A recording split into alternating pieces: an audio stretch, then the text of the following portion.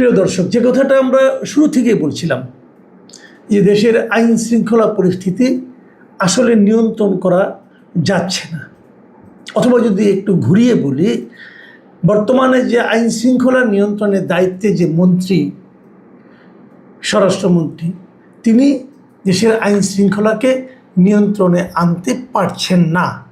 এটা গত কয়েকদিন ধরেই আমরা বলে এসেছি। আমি তো নিজে একাধিকবার বলেছি এবং এমনভাবে বলেছি অনেকেতে কিঞ্চিত আমার প্রতি বিরক্তও হয়েছেন যে একজনকে লক্ষ্য করে আমি আক্রমণ করছি কেন।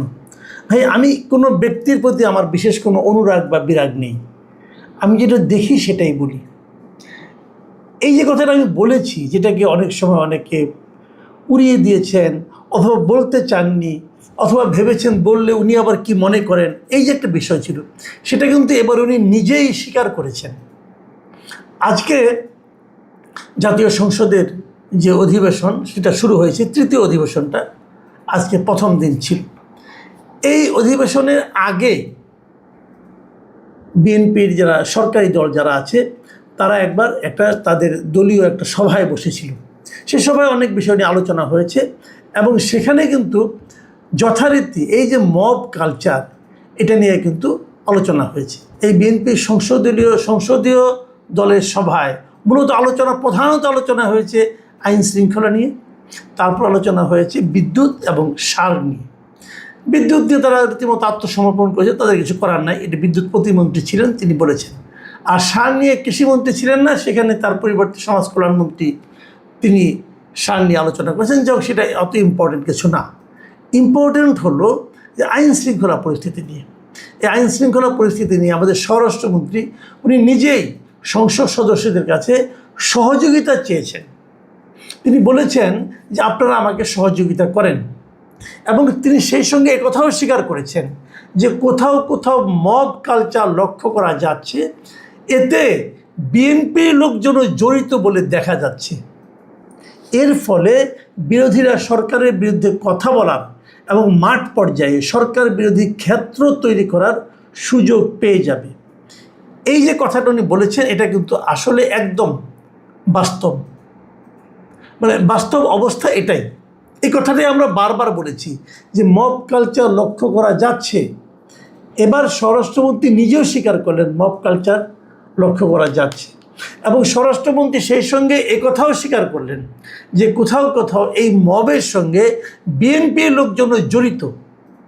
আমার প্রশ্ন হলো, এই যে আপনি স্বীকার করলেন এই জন্য আপনাকে ধন্যবাদ, কিন্তু পাশাপাশি যে কারণে স্বীকার করলেন, মানে নিশ্চয়ই আপনার কাছে দু একটা উদাহরণ এসেছে, আপনি দু একটা ঘটনার কথা জেনেছেন, নাহলে আপনি কী করে বুঝলেন যে বিএনপির লোক যে জড়িত? আপনি জানেন, যেগুলো আপনি জানেন সেগুলোর ক্ষেত্রে আপনি কী ব্যবস্থা নিয়েছেন? ভাই, এটা কিন্তু ছোটো প্রশ্ন করিনি, আমি একটা বেসিক কোশ্চেন করেছি। আপনি জেনেছেন যে কিছু কিছু ক্ষেত্রে মবের সঙ্গে বিএনপির লোকজন জড়িত আছে এবং কোথাও কোথাও মব কালচার লক্ষ্য করা যাচ্ছে, আপনি জেনেছেন। তো জানার পরে আপনি কি করেছেন? আপনি কি সেগুলোর ব্যাপারে কোনো প্রতিকারমূলক ব্যবস্থা নিয়েছেন? আপনি আজকে আপনার দলের এমপিদের কাছে সাহায্য চাচ্ছেন যে আপনারা হেল্প করেন। তারা তো ওই লোকটাকে তখনই সাহায্য করা যায় যখন সে নিজে কিছু করার চেষ্টা করে। একজন লোক গাছের নিচে গ্যাট হয়ে বসে, জোড়াসনে বসে বলল আমাকে গাছে ওঠার ব্যবস্থা করে দাও, অথবা আমাকে গাছে উঠতে হেল্প করো। কেউ আপনাকে হেল্প করতে পারবে না। তো আপনাকে আগে জোড়াসন থেকে উঠতে হবে, উঠে আপনি গাছে ওঠার চেষ্টা করতে হবে। আপনি চেষ্টা যখন করবেন তখন কেউ আপনাকে হেল্প করবে। আপনি তো চেষ্টা করেন নাই।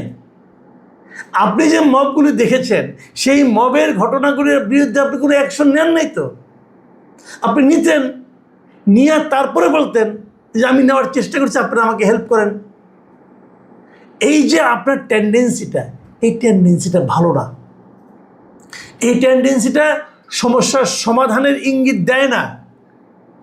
এই ধরনের মানসিকতা যারা পোষণ করে তারা আসলে সমস্যার সমাধান চায় না, তারা আসলে সমস্যা নিয়ে বাগাড়ম্বর করতে পছন্দ করে। আমি উদাহরণ দিয়ে বলছি, আপনাকে আজকে জাতীয় সংসদে প্রথম দিনেই আপনাকে প্রশ্ন করেছিলেন কুমিল্লা 4 আসনের সংসদ সদস্য হাসনাত আবদুল্লাহ, এনসিপি সদস্য, তিনি বলেছিলেন কি কথাটা শুনেন, আমি আবার বলি উনি কী বলেছিলেন। উনি বলেছিলেন ব্রাহ্মণবাড়িয়াতে গান বাজনা বন্ধ করে দেওয়া হয়েছে, নৌকা বাইচ বন্ধ করে দেওয়া হয়েছে। সেখানে স্বরাষ্ট্রমন্ত্রী বলেছেন যে ব্রাহ্মণবাড়িয়া একটা কালচারাল জেলা, সেই জেলায় নাকি গান বাজনা সিনেমা নাকি বন্ধের মতোই। এই 6 মাসে স্বরাষ্ট্রমন্ত্রী কি law and order situation restore করতে পেরেছেন কি পারেননি? এবং আইনের শাসন সেটি প্রতিষ্ঠিত করতে উনি পর্যাপ্ত ভূমিকা রাখতে পেরেছেন কি না, নাকি উনি ব্যর্থ হয়েছেন? এই যে কথাটা বলেছেন হাসনাত আবদুল্লাহ, উনি আসলে কেন বলেছেন, কি বলেছেন, এটা তো বুঝতে কারো কষ্ট হচ্ছে না। আমিও বুঝেছি, আপনিও বুঝেছেন, স্বরাষ্ট্রমন্ত্রী বুঝেননি। স্বরাষ্ট্রমন্ত্রী কী বললেন যে হাসনাত আবদুল্লাহ প্রশ্ন আমি বুঝতে পারিনি। তিনি বললেন স্পিকার এটা প্রশ্ন হলো না পল্টনের বক্তৃতা হলো, বুঝতে পারিনি। আইন শৃঙ্খলা পরিস্থিতির 6 মাসের সফল হয়ে স্বরাষ্ট্রমন্ত্রী সফল হয়েছে কি না এটা একটা প্রশ্ন। তারপর ব্রাহ্মণবাড়িয়া জেলায় সিনেমা হল কেন নাই সেটা আরেকটা প্রশ্ন। কত হত্যা হয়েছে, জখম হয়েছে ইত্যাদি যে ডাটা দিলেন, সেই ডাটাটা কিসের ভিত্তিতে দিলেন, কি পরিসংখ্যানের ভিত্তিতে দিলেন, সেই স্ট্যাটিসটা কি আমি জানি না। মানে মোদ্দা কথা হলো এই প্রশ্নটাকে উনি ময়না তদন্ত করলেন যে আপনি এইটা প্রশ্ন করছেন, এতগুলি প্রশ্ন একসঙ্গে কেন করলেন, এটার সঙ্গে ওইটা মিলালেন কেন, অতএব এই প্রশ্নটা সংসদীয় রীতি অনুযায়ী হয় নাই। মানে বিরাট কাহিনী রে ভাই। ভাই একটা কথা বোঝার চেষ্টা করেন, আপনাকে একটা পরিস্থিতির সম্পর্কে বলা হয়েছে, আপনি যেহেতু বুঝেছেন, তো বুঝলে পরে এত কাটাছেড়া করেন কেন?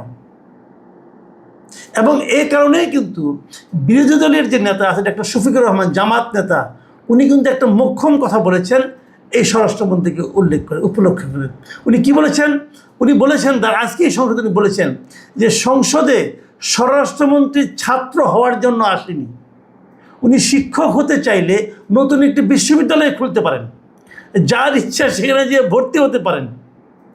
মানে এই যে ওনার যে মাস্টারি করার যে টেন্ডেন্সিটা, এটাকে শফিকুর রহমান সাহেব খুবই জোরালোভাবে এবং এমনভাবে শুনলেই যে কী বলছে এইভাবে আক্রমণ করেছেন।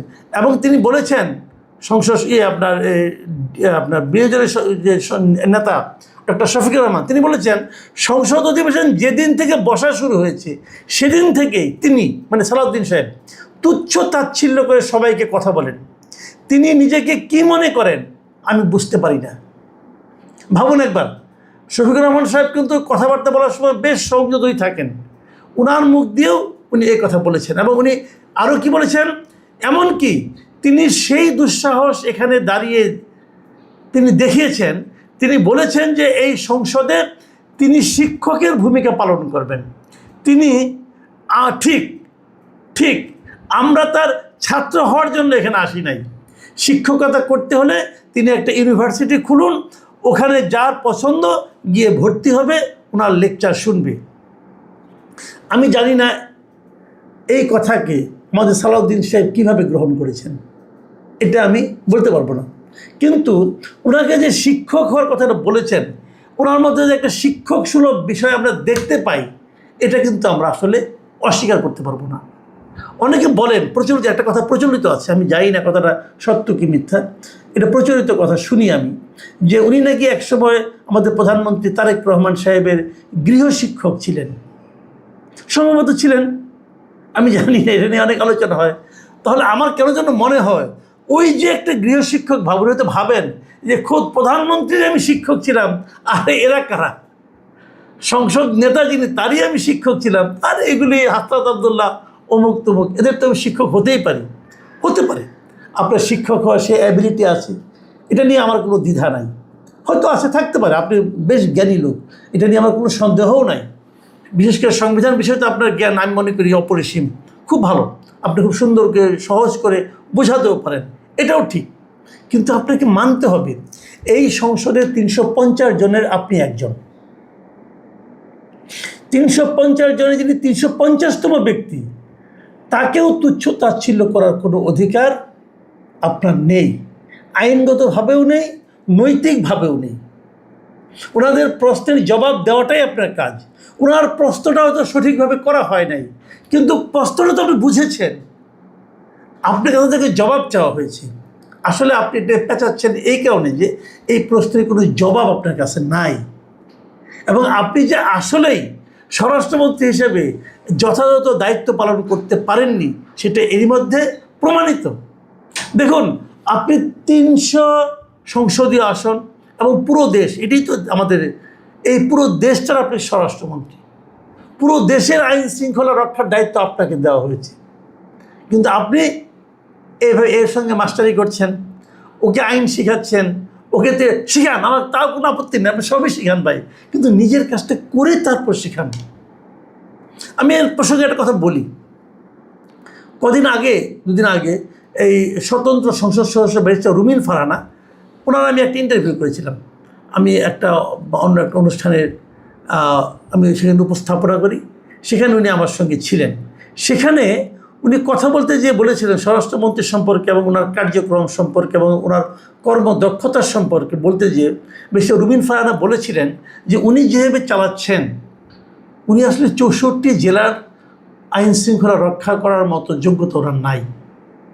এবং এই জন্য উনি প্রস্তাব করেছিলেন আসলে আমাদের দেশে উনার যে অ্যাবিলিটি এরকম যদি হয় তাহলে 64 জেলার জন্য 64 জন স্বরাষ্ট্রমন্ত্রী আমাদের দরকার। দুদিন আগের কথা আমাকে উনি কথাটা বলেছিলেন, এবং আমি খুব বিস্ময়ের সঙ্গে লক্ষ্য করলাম বেশ রুমিন ফারহানা সেই ভবিষ্যৎবাণী যেন আংশিক ফলে যাচ্ছে কীভাবে?